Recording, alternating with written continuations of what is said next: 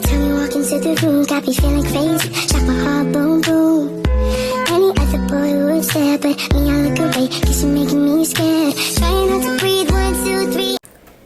Kita akan membahas mengenai dua ilmu, yaitu farmakologi dan patologi, sejarah, definisi, dan teori. Sebelum itu, perkenalkan nama saya Nevalita Rosaduit, NIM 25704129 kelas D. Selamat datang di penyuluhan kesehatan hari ini. Pada kesempatan ini saya akan membawakan materi mengenai farmakologi dan patologi, mencakup sejarah, definisi, serta beberapa teori dasar penting di dalamnya. Semoga materi ini dapat menambah wawasan dan bermanfaat bagi kita semua. Kesehatan merupakan bagian penting dalam kehidupan manusia. Untuk memahami bagaimana tubuh bekerja dan bagaimana penyakit serta obat dapat memengaruhi tubuh kita, perlu memahami dua bidang penting dalam ilmu kedokteran, yaitu farmakologi dan patologi. Kedua bidang ini menjadi fondasi dalam dunia medis, sangat berperan dalam diagnosis, pengobatan, serta pengembangan terapi modern. Farmakologi adalah ilmu yang mempelajari obat dan efeknya terhadap tubuh. Ilmu ini membantu kita memahami bagaimana obat bekerja, bagaimana tubuh merespons obat, serta bagaimana obat, metabolisme, dan dieliminasi. Sejarah farmakologi. Sejarah farmakologi dimulai ribuan tahun lalu. Peradaban Mesir, Cina, dan Yunani kuno telah menggunakan tanaman obat seperti willow bark yang kemudian diketahui mengandung bahan aktif aspirin. Pada abad ke-19, farmakologi modern berkembang pesat dengan ditemukannya teknis isolasi senyawa murni tahun 1803. Murni berhasil diisolasi dari opium oleh Friedrich Sartuner. Ini menjadi titik awal farmakologi sebagai ilmu eksperimental pada abad ke-20. Pertemuan antibiotik seperti penicillin oleh Alexander Fleming semakin memperkuat perkembangan farmakologi klinis. Definisi farmakologi. Terdapat beberapa cabang dalam farmakologi, yaitu farmakokinetik, bagaimana tubuh memengaruhi obat, absorpsi, distribusi, metabolisme, ekskresi. Kemudian yang kedua, farmakodinamik, bagaimana obat memengaruhi tubuh, termasuk mekanisme aksi obat. Kemudian yang ketiga, toksikologi, efek merugikan atau racun obat dan zat kimia.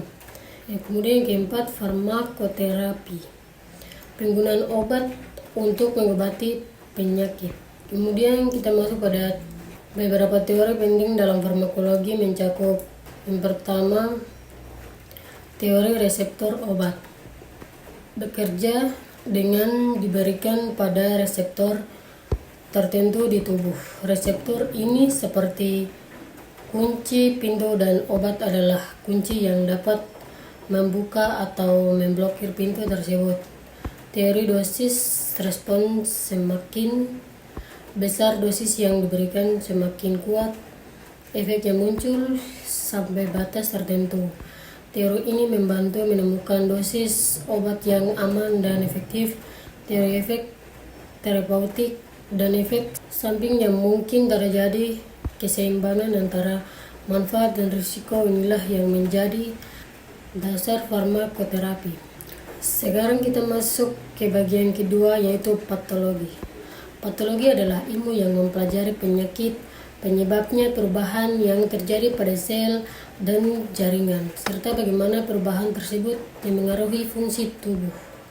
Nah, sekarang kita akan masuk pada sejarah patologi. Patologi modern dimulai pada abad ke-19 dengan tokoh penting Rudolf Virchow yang disebut sebagai bapak patologi modern. Ia mengenalkan konsep bahwa penyakit terjadi karena kelainan pada sel, bukan karena faktor mistis atau supernatural. Perkembangan mikroskop dan teknologi laboratorium membuat patologi menjadi dasar utama diagnosis penyakit hingga saat ini. Nah, kita akan masuk dalam definisi patologi. Nah, kita akan masuk pada definisi dan cabang patologi. Terdapat beberapa cabang patologi. Yang pertama, patologi anatomi, mempelajari perubahan struktur organ, jaringan, dan sel. Yang kedua, patologi klinis, mempelajari perubahan komponen darah, urin, dan cairan tubuh lainnya. Yang ketiga, histopatolog, memeriksa jaringan tubuh menggunakan mikroskop. Yang keempat, sitopatologi, memeriksa sel individu seperti pada tes pap smear. Nah, kita akan masuk pada teori dasar patologi. Dalam patologi terdapat teori-teori dasar yang menjadi fondasi pemahaman penyakit, yaitu yang pertama, teori etiologi. Setiap penyakit memiliki penyebab, baik itu infeksi, genetik, lingkungan, maupun metabolik. Kemudian yang kedua, teori patogen. Manis patogenesis menjelaskan bagaimana penyakit berkembang, misalnya infeksi dimulai dari masuknya patogen berkembang biak, kemudian menimbulkan peradangan. Kemudian teori perubahan morfologi penyakit menyebabkan perubahan struktur pada sel atau jaringan, misalnya degenerasi atau nekrosis. Kemudian teori manifestasi klinis, perubahan struktural kemudian menghasilkan gejala yang kita rasakan seperti demam, nyeri, atau batuk. Jadi kesimpulan dari farmakologi dan patologi, kedua ilmu ini sangat berhubungan. Untuk mengobati penyakit patologi, kita membutuhkan obat yang tepat. Farmakologi, pemahaman mengenai patogenesis, membantu dokter memilih obat yang sesuai. Sementara itu, farmakologi memastikan obat bekerja secara aman dan efektif pada penyakit tertentu.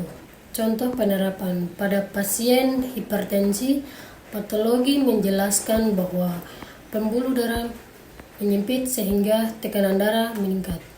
Kemudian farmakologi menyediakan obat seperti ACE inhibitor yang melebarkan pembuluh darah. Dengan memahami keduanya, terapi dapat diberikan secara tepat. Jadi saya akan menambahkan sedikit ringkasan mengenai dua ilmu ini. Farmakologi mempelajari obat dan interaksinya dengan tubuh, dan patologi mempelajari penyakit, penyebab, dan mekanismenya. Keduanya saling melengkapi dalam diagnosis dan pengobatan. Demikian penyuluhan mengenai farmakologi dan patologi. Semoga materi ini dapat menambah pemahaman kita tentang bagaimana obat bekerja serta bagaimana penyakit berkembang. Terima kasih atas perhatiannya.